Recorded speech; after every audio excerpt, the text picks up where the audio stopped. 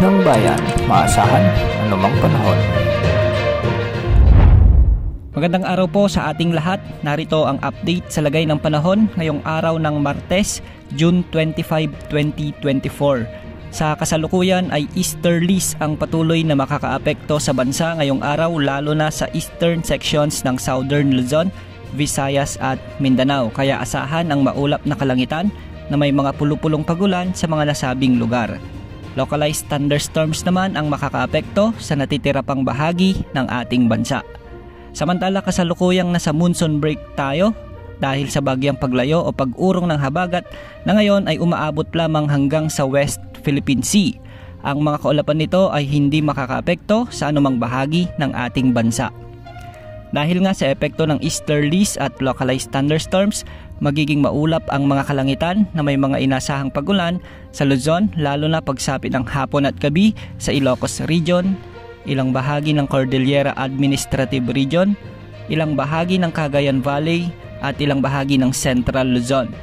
Mas makararanas naman ng katamtaman hanggang sa malalakas na pag-ulan ang Metro Manila, Calabarzon at Mimaropa kasama na ang Bicol Region lalo na sa hapon at gabi. Kaya pinapayuhan po natin ang ating mga kababayan na maging alerto sa banta ng pagbaha at pagguho ng lupa. Dahil pa rin sa easterlies, asahan ang mga pag-ulan ngayon sa Leyte at Samar provinces kasama ang Romblon, Cebu Province, Bohol, Masbate at Negros Island Region. Posible rin ang mga pagbaha at landslides sa mga nasabing lugar.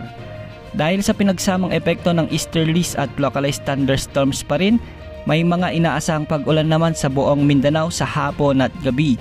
Katamtaman hanggang sa malalakas na ulan ang aasahan sa malaking bahagi ng Surigao del Norte at Surigao del Sur, Dinagat Islands, Agusan Provinces, Compostela Valley at Davao Region. Ganitong panahon din ang aasahan sa Zamboanga Peninsula, Northern Mindanao at ilang bahagi ng Sulu Archipelago. Maging alerto po sa banta ng pagbaha at pagguho ng lupa.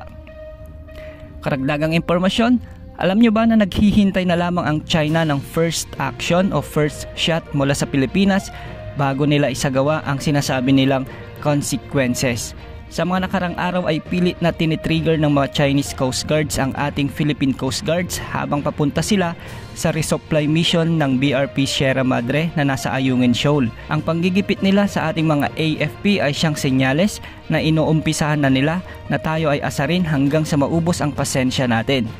Mabuti na lamang at mataas ang patience level ng ating mga sandatang lakas, kaya abangan natin ang susunod na kabanata ng dispute on the West Philippine Sea. Yan ang update sa lagay ng panahon.